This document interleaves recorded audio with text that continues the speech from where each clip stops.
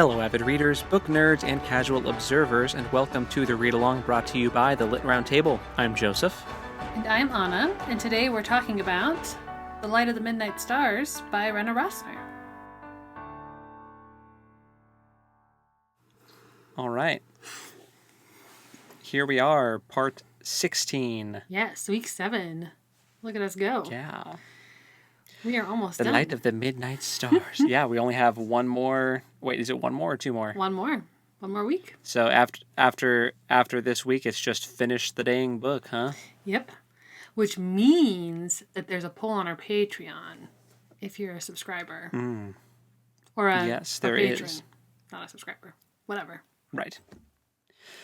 Yes, for those of you patrons, the poll is live right now. Go look, go vote. There's 5 options. I don't have them in front of me, so I can't read them to you. I but have them. Maybe Anna does. Well, Okay. lucky for you, I have the picture in front of me that has the names and the authors. So, Awesome. Joseph's 5 picks for this next read-along book are Shadow of the Conqueror by Shad M. Brooks, Hall of Smoke by H.M. Long, The Poppy War by R.F. Kwong, Warbreaker by Brandon Sanderson, and Red Seas Under Red Skies by Scott Lynch.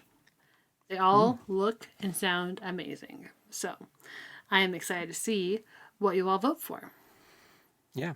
And the Red Seas Under Red Skies is the sequel to The Lies of Locke Lamora. Yes. So if you enjoyed our read-along of that book and would like to hear us continue that story, I guess you know which one to vote for. Yeah. But I mean, I know which one I would vote for. yes. And me too. I'm not going to say which one it would be, though. I don't want to influence people. No, secrets. Yeah. But they all look really good. I would be excited for any of them. It's true. So, Very true. all right. Without further ado, I guess, should we dive into the content of this? Oh, or do you have something I else? would like to have much ado about nothing because I don't want to talk about this week's. No, we should talk about it. So, Same. So the epigraph. Basically, evil. It's everywhere. The end is nigh. And sometimes resistance means letting go, which, like, I don't disagree with, but also, like, I didn't anticipate how much evil we were going to get into in this section. So. Yeah, it's pretty evil. It's pretty evil. It's pretty bad. Pretty bad. So, we start off. And we go right out of the gate with Stana. Yes. They make it to Lavik. Is that how they say it in the audiobook? Sure. Which is, did you just read it and not listen to it this time? Well, I listened to, like, the second part. I read this. Oh. This section, this Stana section, I actually read. The rest of it I listened to. So. Wow. What a choice. Yeah. Actually, Awesome. I think that this would have been harder to listen to. So I am personally glad that I did not listen to this. But anyway. Because when you're reading it, you can, like, close the book for a second and just, like, compose yourself. Yeah. Or you can skim But when and be like, oh. When you're listening, you're just like a captive audience. You're like, stop, time out. Right. Yep. So Stana and Theodora make it to Lavik, and they find out that Ivan isn't there to welcome them, which is an odd choice, but we're going to find out that this man is not awesome. Was I not correct? Pretty quickly. I said last time he came up that Ivan Alexander is such a bad guy name. Yeah. Yeah, you called He's it. literally the worst. He's pretty awful. But yeah, he wasn't there. He was off hunting. And then when he does show up, he just, like, sends for them. Well, he sends for Theodora. And I think he asks that her handmaiden come as well. I think he also requested Stana. I don't think she just went. Yes, he did. And then he makes a joke about Stana entertaining him too. Gag me with a spoon. Everything about him gives me the biggest ick. I do not like it. I'm not gonna, like, go into, like, specific things that he said. I'm just gonna say that, like, he is a total scumbag and, like, openly, flirting with Stana, with Theodora right there, and like clearly more interested in her than in Theodora. Mm-hmm. Um, and it's just so awkward. And like Theodora, like he's like, oh, he keeps calling Theodora his future bride, and eventually he like sends her off, and then Stana's just in there, and they have such like an awkward exchange of like, Right. oh, like Like I she wonder goes why to she trusts leave. you so much. She goes to leave, and then he like stops her, and then makes her have this terrible conversation. Yeah, yeah. Which basically was when he joked about like whatever you guys do to entertain yourselves is fine, but maybe you can entertain me too. Eyebrow wiggle. It's like, oh, Well, you're not cool. he says that when Theodora's in the room. That part. Oh, does he? Yeah. Well, either way, It's doesn't so really gross. matter. Uh, And it's the worst. yeah, and Stana makes a point of saying that she is afraid of him and his power. So like, there's clear. I mean, we know that there's a power dynamic here, but she also realizes that she is at a huge disadvantage in this situation. And then Ivan's like, "See you in a couple days at the wedding." Right. Super weird. There was a really sweet moment between Theodora and Stana where Theodora gives her a ring to wear, like right before the wedding, and tells her not to take it off. And she doesn't, which is very sweet. However, during the wedding, Ivan only looks at Stana for the most part. And it's just like the most. I just felt so much dread for them. You just feel dirty. Yeah. Just, ugh. I feel like I need to take a shower. Like, it's real gross. So the wedding happens. The wedding night happens.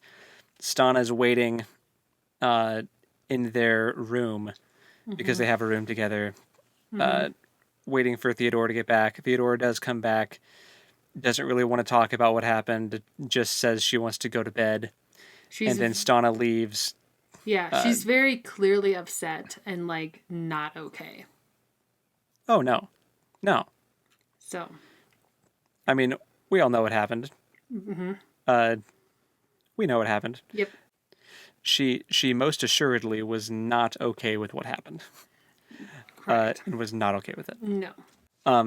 And Stana leaves the room to get her some broth and some water and stuff, just like things to kind of like she's kind of trying to take on like a nurturing role.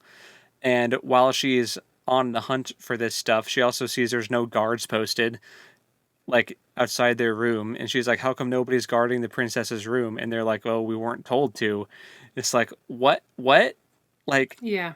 it's just so scummy. Just like this guy does not give a rip about either of them other than like using them for their bodies, which we discover when Stana runs into Ivan Alexander while she's trying to find all this stuff, the food and the water for Theodora. I'm gonna let you take over. Okay, so they run into each other and he tells her that Theodora's no princess. And then he makes her go with him. And when they're alone in his room, he makes a proposition for her. It's not really a proposition because she doesn't have a choice.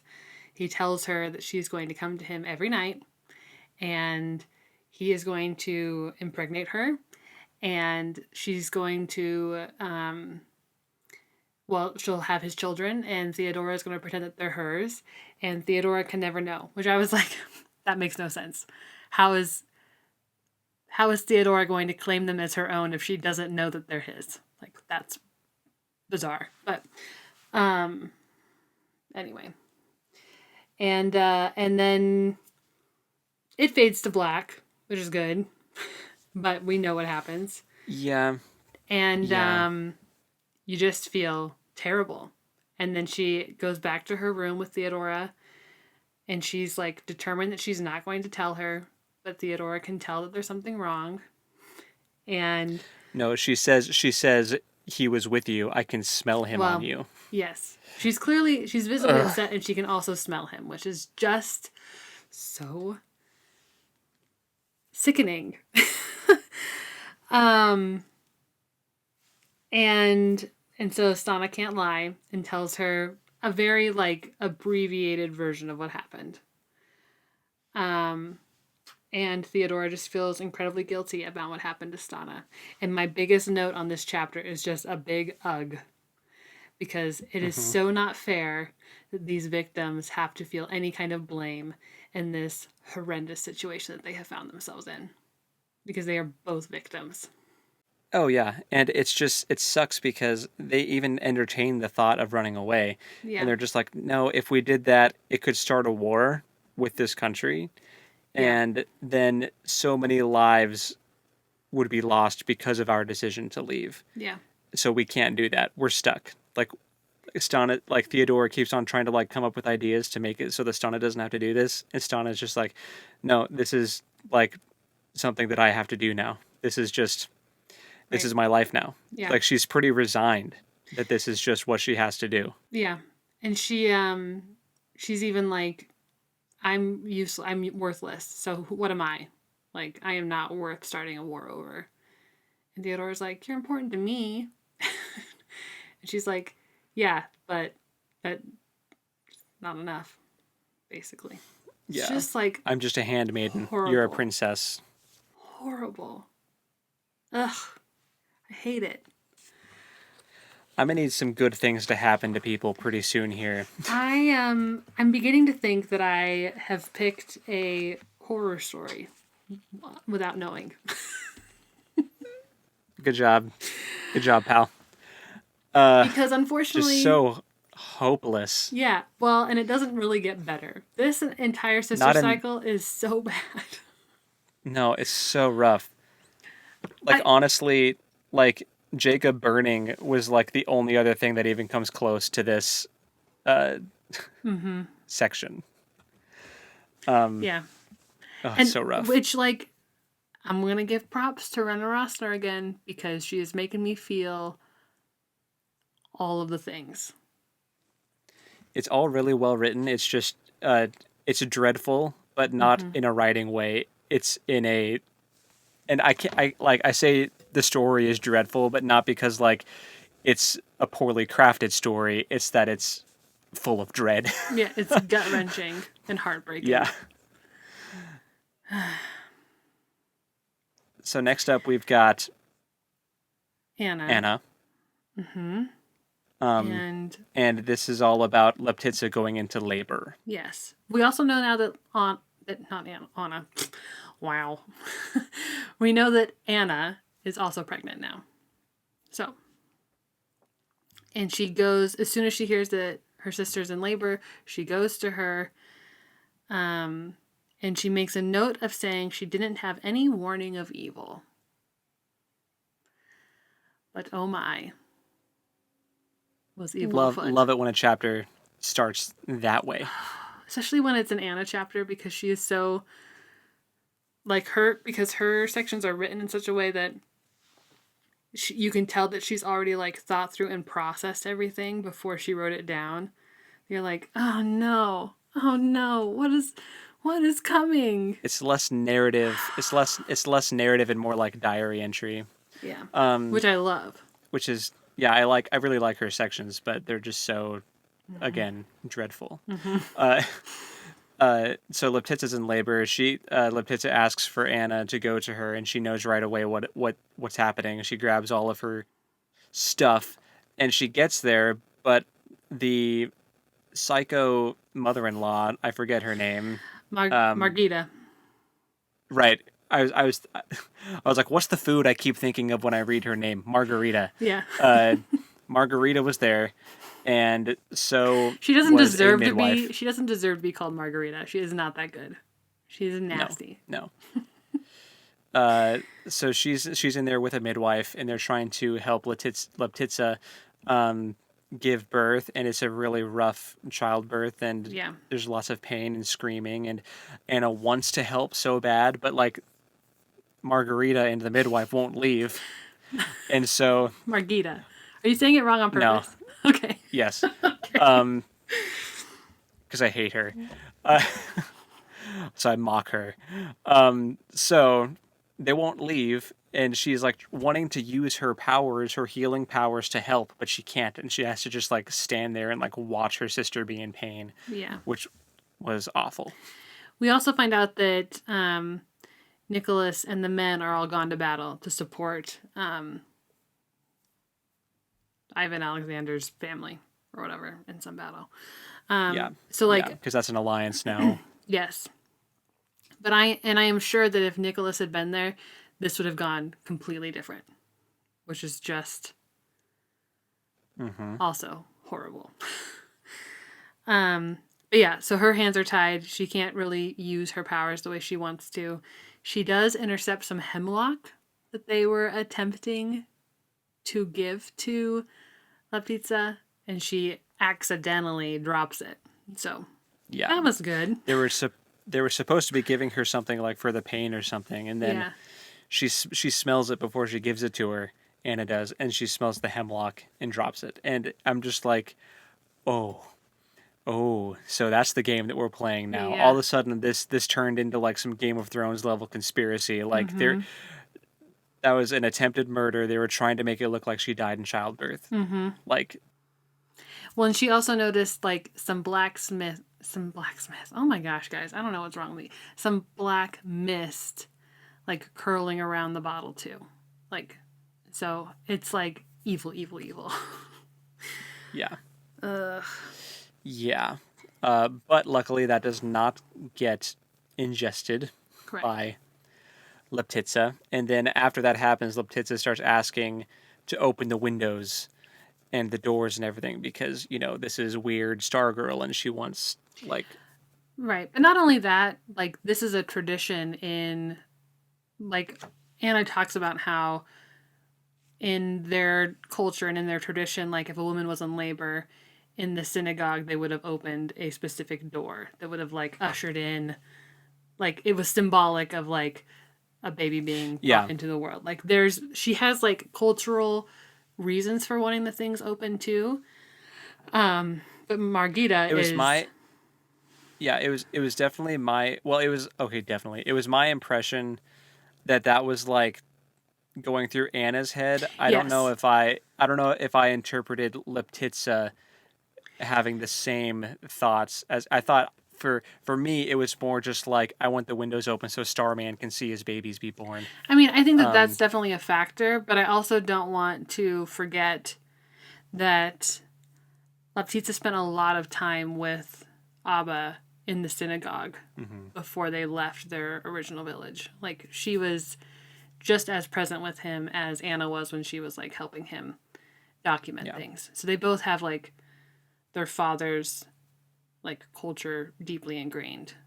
But we don't really get Hmm. Laptita's thoughts during this because it's an Anna chapter.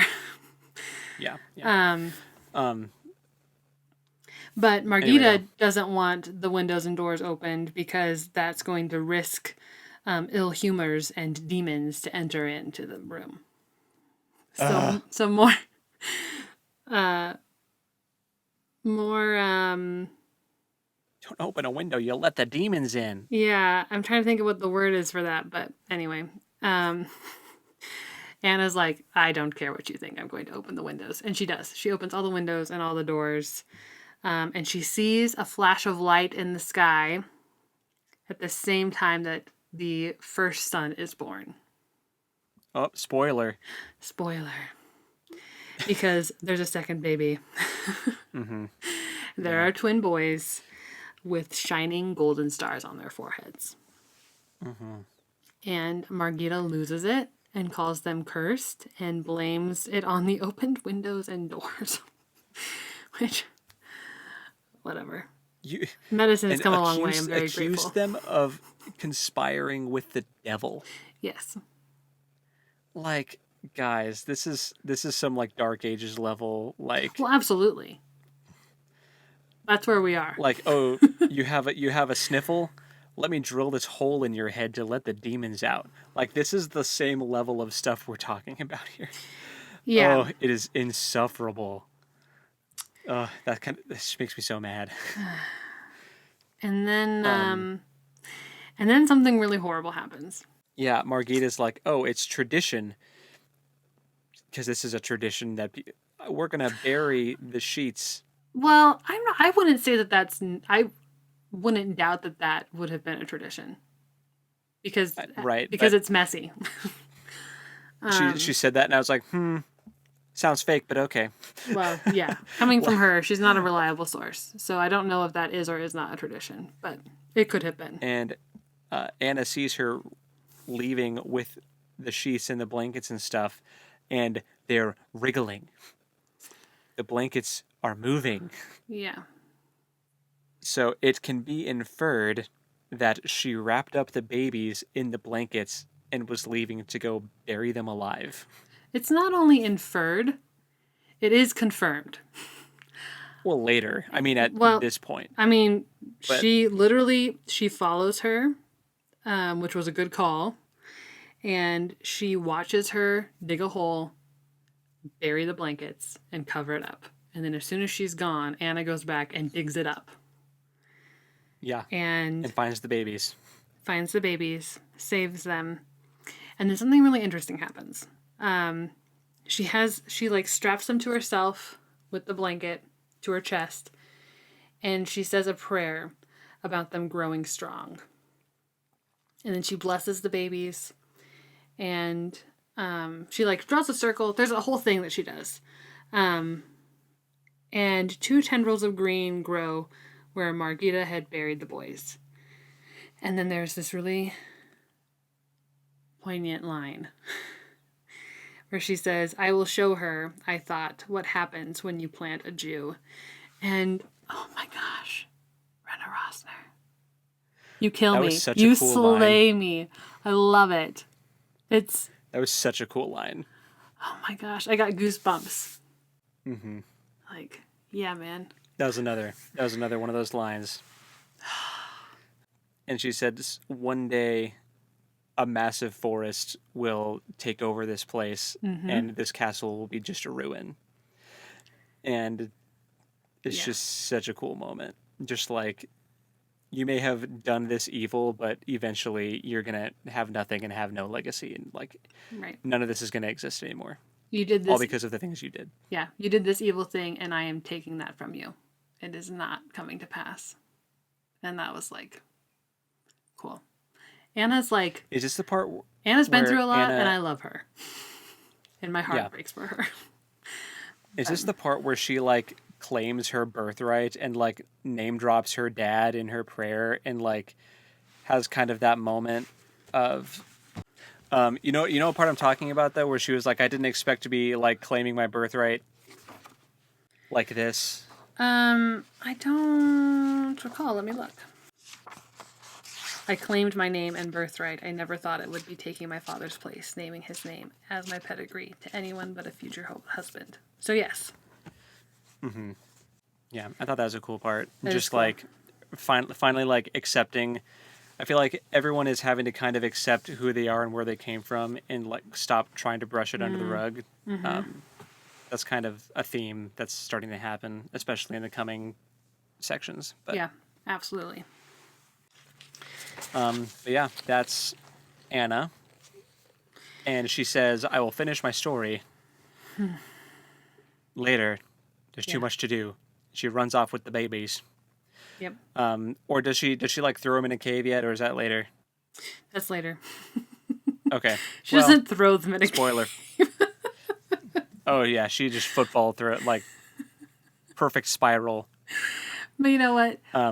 We'll catch you in part 17 for that part. Yeah. Before that, we have to get back to our girl Leptitsa. Poetry. She is not good.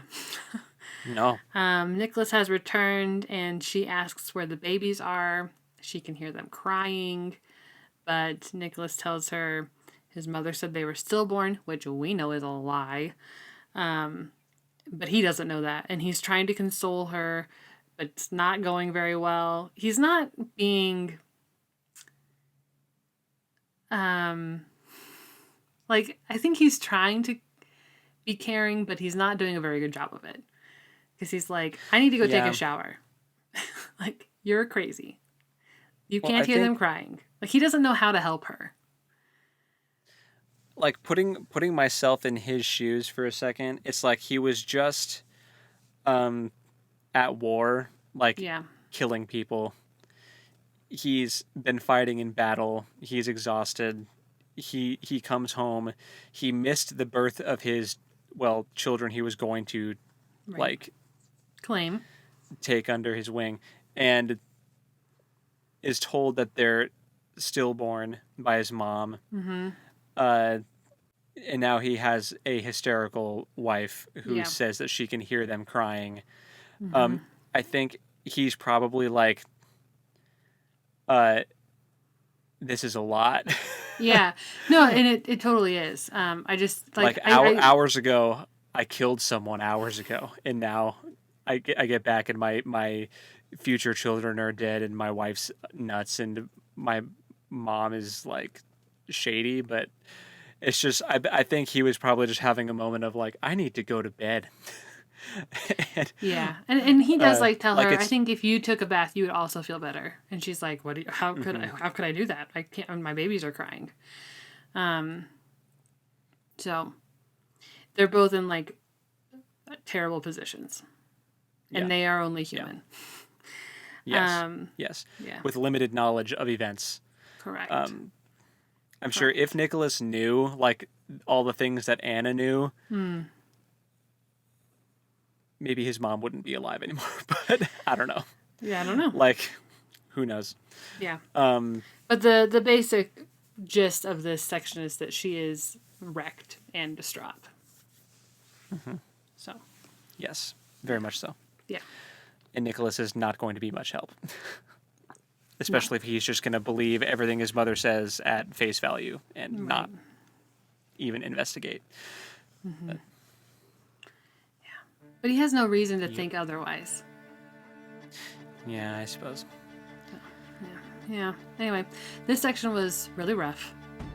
That was a Really rough well time. done, but emotionally very difficult. That was a So. rough time. Yes. So, the next part in this series is up right now. If you're listening to this, go check it out. Part 17. We will dive into yet another trio of sections of the sister cycle, more heartbreak, more drama. You know it. So, until then, happy reading. And we'll talk at you next time. Bye. Bye.